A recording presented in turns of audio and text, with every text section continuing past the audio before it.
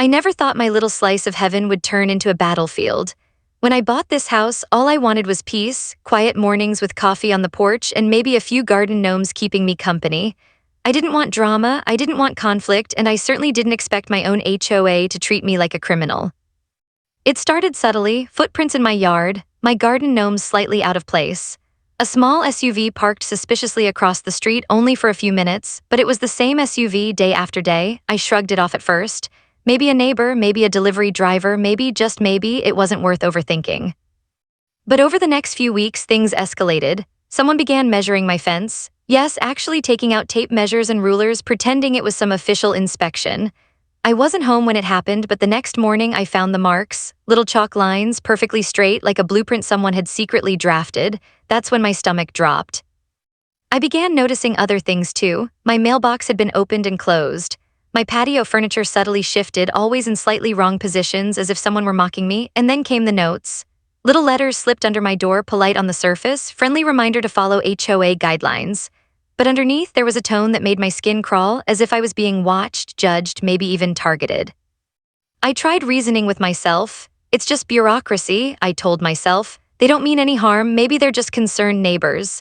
But deep down, I knew better. There's a difference between concern and intimidation, and I was starting to feel the latter.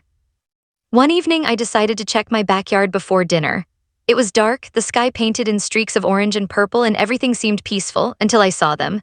Shadows moving along the fence line, 3 figures all wearing the same dark shirts with HOA emblazoned on the back, creeping like thieves in the night. They froze for a second when they saw me staring from the porch, but then they laughed quietly like nothing was wrong. My heart raced. I could feel my pulse in my ears. I wanted to shout, to run, to call someone, but I stayed still, calculating my next move. These weren't casual intruders. These were adults, organized and confident, and now they knew I had noticed them. That thought alone made my stomach churn. The next day, I tried being polite. I left notes on my porch. Please respect my property. Trespassing is not allowed. Within 24 hours, they were gone, and so were the notes. Whoever was doing this wasn't just bold, they were deliberate. They wanted me to know they were in control. I started noticing patterns. Every Tuesday and Thursday, usually around mid-afternoon, they would appear, measuring fences, peering over hedges, making subtle notes. Sometimes they would just sit in their car across the street, staring. I couldn't tell if they were bored, suspicious, or plotting. Sleep became difficult. Every creak of the house, every rustle of the trees made me jump. And that's when I realized something I hadn't admitted to myself before. I was afraid. Not just frustrated, not just annoyed. I was genuinely afraid that they might cross a line I wasn't ready to handle. And that's when I decided this cannot continue. I couldn't just sit back and hope they would stop. Words hadn't worked. Notes hadn't worked. Politeness hadn't worked. I needed help. Someone with authority, someone who could put them in their place without things spiraling out of control. Little did I know, the person I would call next, my friend, a sheriff, would completely change the game. Little did I know that the people who had treated my property like a playground would soon go pale, frozen in a way that I had only ever seen in movies. But that moment is coming up. For now, I could only watch, tense and alert, as shadows moved along my yard again. I knew the storm was coming and I wasn't going to run. The next morning, I woke up to the faint sound of tires crunching on gravel outside my window. At first, I thought it was my imagination, but the sound repeated, slow, deliberate, like someone was making sure I noticed them. I peeked through the blinds and froze. There they were again, the same dark-shirted HOA thugs, casually inspecting my lawn as if it belonged to them. This time, it wasn't subtle. One of them, a tall guy with a permanent scowl, was poking at my flower beds with a measuring tape. Another crouched near my mailbox, scribbling in a little notebook. And the third, well, he was just standing there, hands on his hips, surveying everything like he was a general preparing for battle. I slammed the blinds shut. My first instinct was panic. But then a strange thought hit me. What if they weren't just measuring? What if they were trying to intimidate me to show who was in charge here? I realized they weren't just busybodies. They were thugs, plain and simple, and I had to be smarter than them. I grabbed my phone and typed out a message to my friend, the sheriff. "You're not going to believe this, they're back and it's getting worse." Almost immediately, I got a response. "Send me pictures, I'll come by after my shift." Relief washed over me, like finally seeing a lifeline in a storm. While waiting, I tried keeping calm. I went outside, pretending to water my plants, though my hands shook the entire time. The tall guy noticed me and gave me a smirk, a look that said, "You can't stop me." I wanted to yell, to call the cops right then and there, but I held my ground. Instead, I waved casually and muttered, "Beautiful day, isn't it?" The effect was instantaneous. They looked confused, unsure how to react. This wasn't the scared homeowner they expected. I felt a small surge of confidence. Maybe I could play this game. Maybe I could make them uncomfortable even before my sheriff friend arrived. Over the next few days, the trespassing became routine. They show up at different times, sometimes early morning, sometimes late evening. I started noticing little patterns, the way they parked, the way they checked the fences, even the subtle signals they gave each other. They were organized but predictable. One evening, I caught them red-handed. They were measuring the backyard fence again, whispering in low tones, laughing like they were in on a private joke. I stepped onto my porch and said loud enough for them to hear, "Do you guys measure fences for fun, or is this your job?" For a moment they froze, then the tall one laughed nervously. Just making sure everything's compliant," he stammered. I raised an eyebrow, smiling faintly. "Compliant with whose rules?" I asked. My voice was calm, but inside my heart was pounding. They didn't answer, they couldn't, they knew I was on to them and it showed. That night I didn't sleep. I replayed every moment in my head, every smirk, every step in my yard that wasn't mine. I knew I couldn't continue like this forever. I needed backup, someone who could legally put these people in their place. Someone who could make them understand that trespassing on my property wasn't just a minor annoyance, it was a serious violation. Finally, the sheriff arrived. He didn't rush in, didn't make a scene. He parked quietly down the street, watched the thugs from a distance, and gave me a look that said, "We've got this." For the first time in weeks, I felt a flicker of hope. But I also knew one thing: the confrontation hadn't happened yet. And when it did, it wouldn't just be about politely asking them to leave. No, this was going to be a showdown, and I had no idea just how pale those HOA thugs would go when they finally met me and my friend the right way. I spent the rest of that night planning. Cameras, recording devices, detailed notes of every trespassing incident. I wasn't just going to catch them in the act, I was going to make sure the moment they realized they weren't untouchable would be unforgettable. And as I lay awake, staring at the ceiling, I could almost see the tall guy's pale face, the nervous fidgeting of the others, and the complete disbelief on their faces when the sheriff finally stepped onto my property. I didn't know it yet, but the storm was about to hit. And once it did, nothing would ever be the same in my little neighborhood. I had reached my breaking point. Every day felt like walking a tightrope across a battlefield I didn't sign up for. I tried patience, I tried reasoning, I even tried humor. Yes, I even waved and smiled at the thugs one morning, hoping a friendly approach would work, but nothing stopped them. Nothing. Finally, I called my friend, the sheriff. I tried to downplay my panic at first, but it was useless. "Listen," I said, "these people are trespassing almost daily. I've tried talking, I've tried notes, I've tried subtle threats, none of it works, I need your help." There was a pause on the other end, the kind that makes your stomach twist in knots. And then he said, "All right, let's catch them, you stay calm, I'll handle the rest." Calm, controlled, confident. Just hearing his voice made me realize maybe, just maybe, I wasn't alone in this battle anymore. We set up a plan, cameras along the perimeter, detailed notes of each intrusion, and a schedule so we could catch them red-handed. My friend would arrive after his shift, giving me just enough time to stake out and observe. I felt a strange combination of nervous excitement and relief. This wasn't just about protecting my property anymore, it was about reclaiming my peace. That evening, I sat in the shadows of my porch, coffee in hand, trying to act normal even though my heart raced. The sun dipped low, painting the sky in streaks of orange and violet, and the quiet hum of crickets was broken by the familiar sound of tires on gravel. I saw them immediately, the three thugs, creeping toward my fence with that same confidence, that same smugness that had tormented me for weeks. The tall one carried a measuring tape, the second scribbled notes in a tiny notebook, and the third stood back, surveying everything like a commander overseeing a mission. I didn't move, I just waited. Then I saw him, my friend the sheriff. He didn't rush, he didn't yell. He simply stepped from behind a tree, his presence calm but undeniably commanding. Even from a distance, I could see the effect he had on the thugs. Their confident strides faltered, their whispers paused. And for the first time, I noticed something in their eyes, doubt, fear even. I stepped forward, keeping my voice calm but firm. "Enjoying yourselves?" I asked, trying to mask the adrenaline racing through my veins. They froze, the tall guy's face went pale, his hand twitching as if he wanted to hide the measuring tape. The second guy dropped his notebook almost instinctively, and the third just stared, unable to speak. I felt a strange surge of satisfaction. This was my moment, my home, my rules, my property.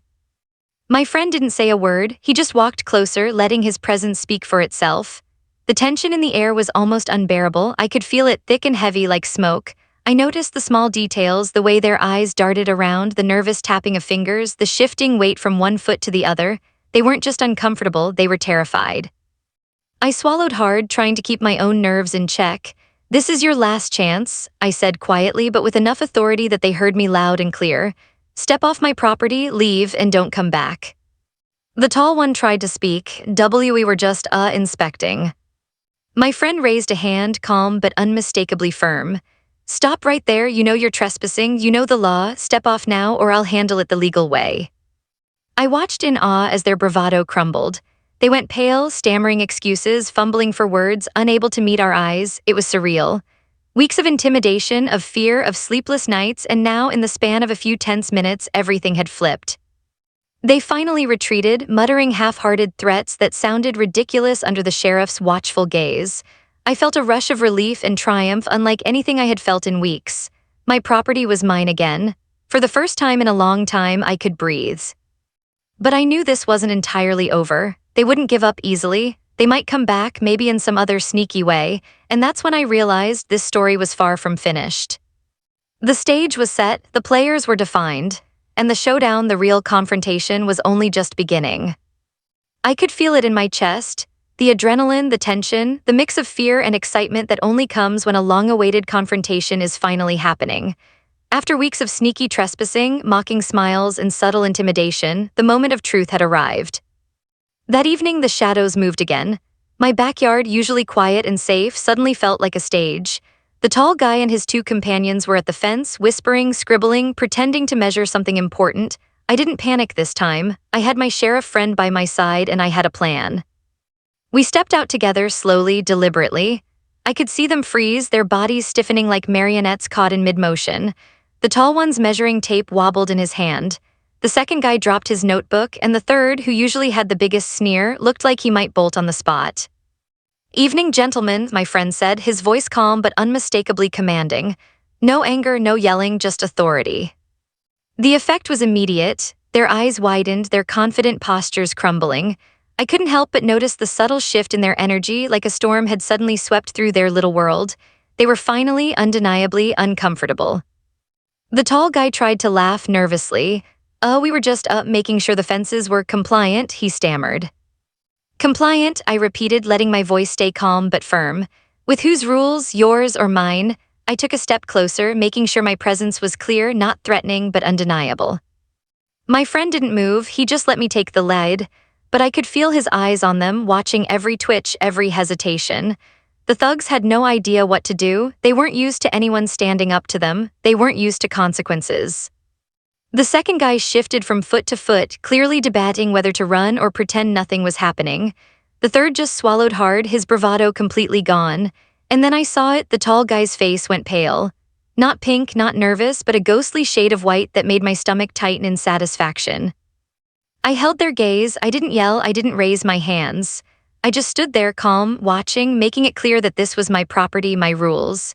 And for the first time, they realized they were the ones out of control.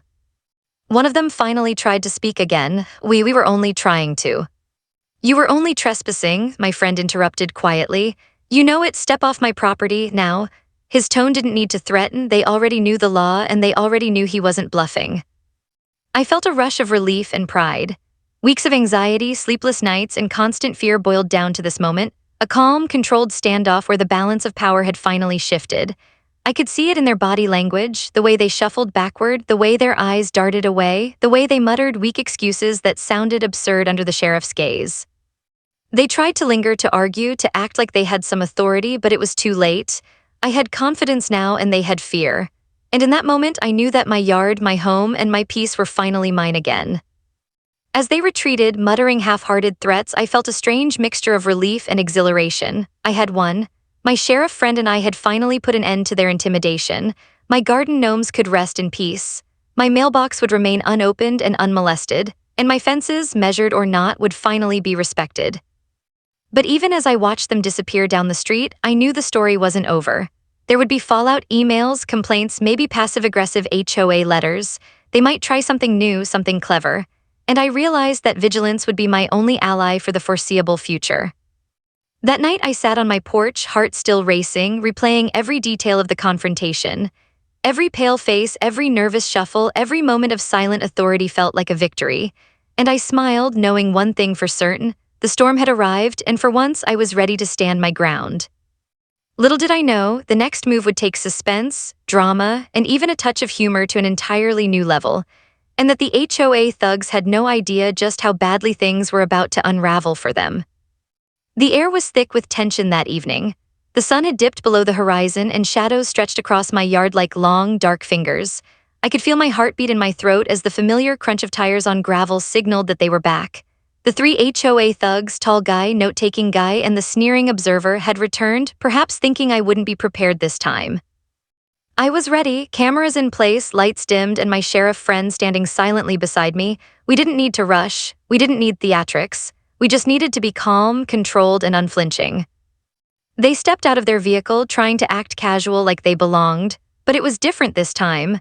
The moment they saw us, you could see it, the hesitation, the uncertainty, the tiny cracks in their confidence. They had underestimated me once, but now they knew the rules had changed. "Evening," I said, keeping my tone steady but sharp. The tall guy froze mid-step, his measuring tape dangling uselessly from his hand. Note-taking guy glanced at him, eyes wide, clearly realizing they were trapped in a situation they hadn't anticipated. My sheriff friend didn't say a word. He just let the moment breathe, his calm presence amplifying the intimidation without needing to threaten, and it worked. Their bravado melted like ice under the sun. The tallest one finally tried to speak. "We're just, making sure the fences." "Stop," my friend said quietly, the kind of quiet that makes a room fall silent. "You know what you're doing is trespassing. Step off this property now or you'll face consequences." I could see the panic setting in. Note-taking guy dropped his notebook again, fingers trembling as he fumbled for words. The sneering observer, who usually radiated arrogance, now looked like he had seen a ghost. Their faces went pale, like the color had been drained from them, and I swear, for a moment, the tall guy's knees almost buckled. I stepped closer, keeping my voice calm, measured. "This is your final warning," I said. "You've crossed a line every single day, no more excuses, leave and don't come back." The silence stretched for what felt like an eternity. You could hear the rustling of leaves, the distant hum of a car down the street, and the quiet of the night itself. They were paralyzed, trapped between fear and the realization that there was no escape. Then, in a desperate, almost comical attempt, the tall guy muttered, "We were just doing our job." "Your job?" I asked, my eyebrows raising. "Your job is over, you've been warned." And that's when it happened. Note-taking guy took a hesitant step backward, tripped over a small garden stone, and stumbled into the air like a cartoon character. The sneering observer tried to cover it up with a cough, but the effect was instantaneous. I couldn't help laughing quietly. It was absurd, but it perfectly captured the reversal of power. They backed away slowly, still pale, still shaking, and in that moment I realized how much control had shifted. Weeks of intimidation, of fear and frustration had boiled down to this: a quiet standoff where I held all the cards. Finally, they retreated to their SUV, mumbling weak threats that sounded ridiculous under the sheriff's watchful gaze. I watched them drive off, their tires kicking up dust, knowing full well that they had been defeated without a single physical confrontation. I let out a long breath I didn't realize I'd been holding. My body relaxed for the first time in weeks. My home was mine again, my property, my yard, my peace, everything had been reclaimed. And the funny part, it wasn't through aggression or anger, it was through calm authority, preparation, and patience. But I also knew one thing: they weren't gone for good. They might come back, try a new tactic, or send another passive-aggressive note. The battle wasn't over completely. Vigilance would be key, and I was ready. As the night settled, I looked at my friend, who nodded slightly, a quiet confirmation that the first phase was complete. We had won, but the story wasn't done. There was still more to come, more lessons to be learned, and more suspense ahead. For now, though, I allowed myself a small smile, knowing that the tables had turned. And the HOA thugs, they would never underestimate me or my friend, the sheriff, ever again. The next morning, the neighborhood seemed normal, almost too normal. Birds chirping, sprinklers running, and the usual hum of traffic, but I knew better. I could still feel the adrenaline from the previous night coursing through my veins. The confrontation with the HOA thugs had ended in my favor, but I knew the aftermath would be interesting. Sure enough, messages started rolling in. Passive-aggressive emails, vague complaints about suspicious behavior in the neighborhood, and thinly veiled threats. One even claimed that I had intimidated HOA members while apparently performing some sort of property inspection. I couldn't help but laugh. The nerve of them, after weeks of trespassing, they were now trying to make themselves the victims. I forwarded everything to my sheriff friend. Looks like they're trying to save face, I said. He chuckled quietly. Let them, you've got everything documented. Cameras, notes, timestamps, they don't stand a chance. I spent the morning walking around my yard, inspecting my property. The garden gnomes were finally undisturbed. The patio chairs were back in their proper places. Even my mailbox, which had been mysteriously tampered with for weeks, was secure. It felt almost surreal. Peace, after weeks of tension, was finally mine. But as I walked toward the fence, I noticed something strange. Faint tire marks in the gravel outside my gate. My stomach tightened. Had they come back? Was this over already? I quickly checked my security cameras. Nothing. A false alarm, but it was a reminder that vigilance would always be necessary. Later that day, a neighbor stopped by. Hey, I heard what happened last night, she said, eyes wide. Did you really face them down with the sheriff?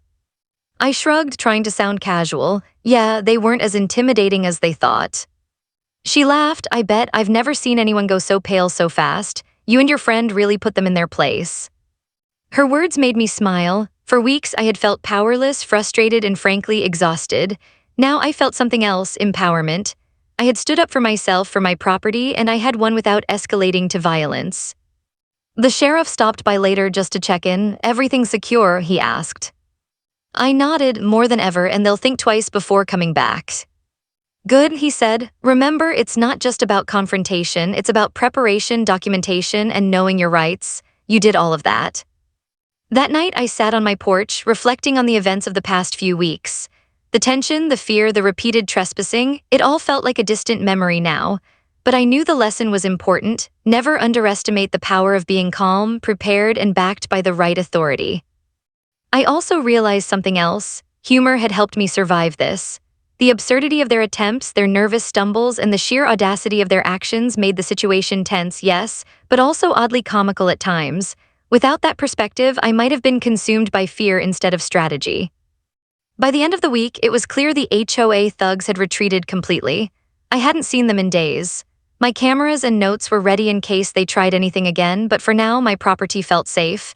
I could finally relax, sip my coffee on the porch, and enjoy the quiet I had once taken for granted. As I looked around, I noticed the subtle changes the past weeks had brought, not just to my property but to me. I was more alert, more confident, and more prepared. I had faced intimidation head-on and come out on top. And though the HOA thugs had gone pale and retreated, I knew one thing for certain. This was a lesson they and I would never forget. For the first time in weeks, I smiled without tension. My home, my rules, and my peace were secure. The storm had passed, but I remained vigilant, ready for anything.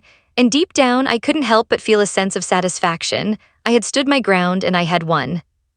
Little did I know, the final twist, the real resolution that would cement my victory and teach these HOA thugs a lesson they'd never forget, was just around the corner. I thought the battle was over. The thugs had retreated, my property was secure, and my sheriff friend had reassured me that they wouldn't dare return. But life, as always, has a way of keeping you on your toes, especially when it comes to overzealous HOA members. It started with a small, seemingly innocent email. We've noticed increased activity on your property, please clarify. My first instinct was to laugh. After everything that had happened, these guys still thought they could intimidate me with vague threats. I forwarded the email to my friend, who simply replied, "Time for the final lesson." That made my stomach tighten in anticipation. What exactly did he have in mind? The next day, I noticed something odd, a car slowly circling my street, a vehicle that looked eerily familiar. My heart skipped a beat. Could they be coming back? But then I remembered the cameras. Every inch of my property had been recorded, every trespassing attempt documented. I didn't panic. Instead, I smiled, a small, confident smile. We planned it meticulously. My friend and I would be ready for anything. But this time, we didn't need to confront them directly. The real power lay in preparation and strategy. I spent the afternoon placing a few more cameras, adjusting angles, and double-checking notes from the previous encounters. Every detail mattered. Then it happened. The familiar SUV appeared, creeping down the street as if testing the waters. The same three thugs stepped out, unaware that their every move was being captured. I stayed hidden, heart racing but calm, while my friend prepared to make his move. But the twist wasn't in the confrontation, it was in what came next. I had done something they didn't anticipate. I contacted the HOA board directly, forwarding all the evidence and included a polite but firm note. Trespassing is illegal. Repeated violations will be reported. Legal action is pending. Within hours, I got a response, not from the thugs, but from the board itself. They were furious, not with me, but with the trespassers. The irony was delicious. Suddenly, the very people who had been harassing me were being reprimanded. My sheriff friend and I watched in quiet amusement as the tide turned completely. The HOA thugs, who had gone pale when confronted initially, now found themselves in real trouble. Their bosses weren't impressed with their antics, and I could almost imagine the panic setting in as they realized their behavior had consequences far beyond my backyard. The following week, I received formal communication, a warning issued to the trespassers, a reminder of legal boundaries, and strict instructions that they were not to enter my property again. Victory never felt so sweet. I leaned back on my porch, sipping coffee, smiling at the simple truth. Preparation, patience, and a little strategy could completely turn the tables. I couldn't resist sharing a bit of humor with my friend afterward. "You know," I said, "I think Bob's face is permanently pale now, trauma from facing a homeowner and a sheriff at the same time." He laughed quietly. "It's a lesson they won't forget," he replied. "And you handled it perfectly, calm, prepared, and smart. That's how you win." For the first time, I felt completely at ease. My home was safe, my yard respected, and my peace restored. The thugs would never again underestimate me or the law, and best of all, I didn't have to resort to anger or aggression.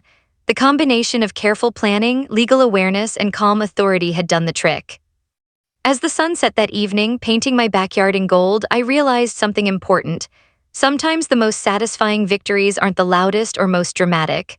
Sometimes the best wins come from patience, strategy, and letting the consequences of others' actions unfold naturally. The HOA thugs had gone pale once before. Now they were learning the real cost of their actions. And I was finally able to enjoy my home, my garden, and my peace without looking over my shoulder every 5 minutes. Little did anyone know, the story wasn't just about property or trespassing. It was about standing your ground, using your head, and proving that even the boldest bullies crumble when met with calm, calculated resistance. And as I watched the last light fade from my backyard, I smiled, knowing that my home and my sanity were safe at last. The days after the final confrontation felt almost surreal. My neighborhood, once a minefield of anxiety, was quiet again. No shadowy figures creeping along the fence, no suspicious SUVs circling the block, and no passive-aggressive notes left under my door. For the first time in weeks, I could step outside without looking over my shoulder. I spent a morning walking around my yard, inspecting the garden. The gnomes sat perfectly in place, the flower beds untouched, and even my mailbox seemed to sigh in relief. I laughed quietly at myself, weeks of tension, sleepless nights, and this little victory felt bigger than any I'd imagined. My sheriff friend stopped by to check in, and we shared a quiet moment on my porch. "Looks like the storm has passed," he said, sipping his coffee. "Yeah," I replied, smiling. "And it wasn't even a storm that needed a fight, just patience, preparation, and knowing your rights." He nodded. "People underestimate those things all the time. You handled it perfectly. Calm, smart, and strategic, that's the real power." I leaned back, reflecting on the past weeks. From subtle intimidation to bold trespassing to the final confrontation where the HOA thugs went pale, every moment had been a lesson. Not just about property or rules or authority, but about confidence, vigilance, and staying true to yourself. The HOA, as a whole, seemed to have learned their lesson too. Within days, I received formal communication reminding all members of legal boundaries and the consequences of trespassing. I couldn't help but smile. Ironically, it wasn't me scolding the thugs, it was their own board making sure they knew better.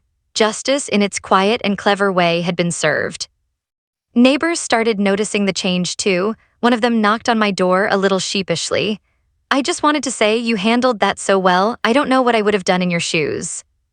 I shrugged. Honestly, I think most people just overthink it. Calm and preparation work wonders, and having the right backup doesn't hurt either. I couldn't resist adding a little humor.